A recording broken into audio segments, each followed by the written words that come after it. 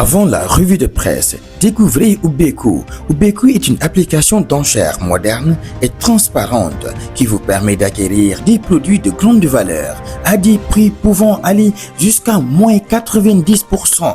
Oui, vos offres ne sont pas débitées, le système est clair et automatisé. Le plus petit montant unique remporte l'enchère. C'est simple, sécurisé et accessible à tous. C'est le moment d'essayer, de tenter stratégiquement et de profiter des opportunités.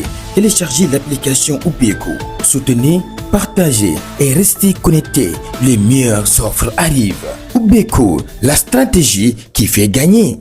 Place à la revue de presse.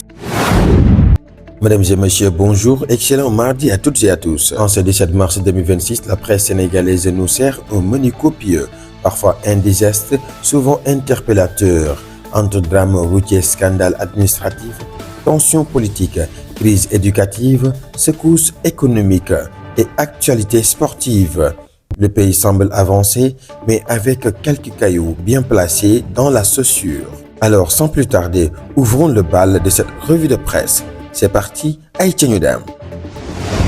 Commençons par ce que la presse qualifie presque unanimement de tragédie nationale. Selon l'I Quotidien, l'As, Le Soleil, Vox Populi critique l'informateur Source A et Tribune un violent accident sur la route nationale 6 entre Tambacounda et Gouloumbou, impliquant un bus et un véhicule Cheikhou Chérifou, a fait 6 à 7 morts, une dizaine de blessés graves. Certains journaux pointent la modification dangereuse des véhicules, d'autres évoquent l'indiscipline routière chronique. La route sénégalaise reste un champ de bataille silencieux. Aïcha Nudam. Place maintenant à une actualité encore plus dense.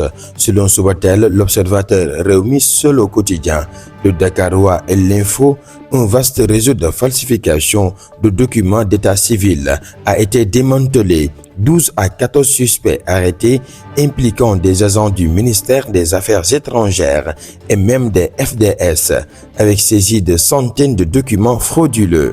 Une affaire qui soulève une question lourde qui protège encore l'intégrité de nos institutions. Dans un autre registre, Libération nous plonge dans une affaire presque irréelle.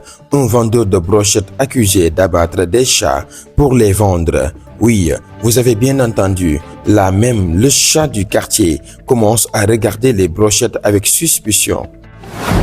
Sur le terrain politique, c'est une véritable bataille de récits. Selon Enquête, Révélation, l'informateur et l'exclusif, une tension latente s'installe entre Ousmane Sonko et Bassirou Diomaye Diakhar Faye. On parle de réforme constitutionnelle sensible, limitation du pouvoir de dissolution et même d'une stratégie qualifiée de dédiomaïsation par certains analystes. Pendant ce temps, l'opposition, notamment Gëm Sa Bopp citée par l'Indépendant, critique Tribune et Vox Populi dénonce une politique de slogans, un pouvoir plus bavard qu'efficace et une réalité économique difficile pour les Sénégalais. Ajoutons à cela les sorties répétées de Cheikh Oumar Diagne, omniprésent dans la presse, qui affirme ce gouvernement ne fera rien d'important pour ce pays. Ambiance un peu électrique. Aïcha Nudam. Éducation, une bombe sociale à retardement. Selon le Républicain Sud Quotidien, l'exclusif, l'As et les Dakarois, la tension monte entre le gouvernement et les enseignants regroupés au sein du G7. Au cœur du problème, les ponctions salariales jugées abusives, une crise de confiance et la menace d'une paralysie du système éducatif. Même la COSIDEP parle de désastre pédagogique si rien n'est fait rapidement. Autrement dit, l'école vacille et avec elle, l'avenir. Sur le plan économique, les signaux sont contrastés. Selon Subatel, Tribune et Enquête, les exportations chutent de 50%, passant de 825 à 412 milliards de francs CFA.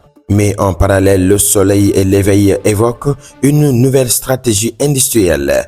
PICS 2050 est un projet de 30 agropoles pouvant générer 600 000 emplois. En résumé, le Sénégal hésite entre ralentissement conjoncturel et ambition structurelle.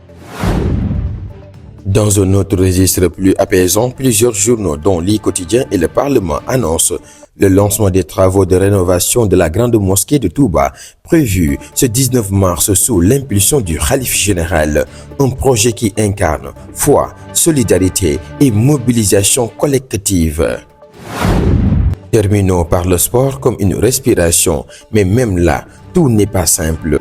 Selon l'AS et Record, Sadio Mané est blessé et incertain pour les matchs contre le Pérou et la Gambie. Une inquiétude majeure pour les supporters. Par ailleurs, la nomination de Souleymane Diallo comme directeur technique national fait débat. Et le procès des 18 supporters sénégalais au Maroc est encore reporté au 30 mars, selon Libération, Walf et Enquête.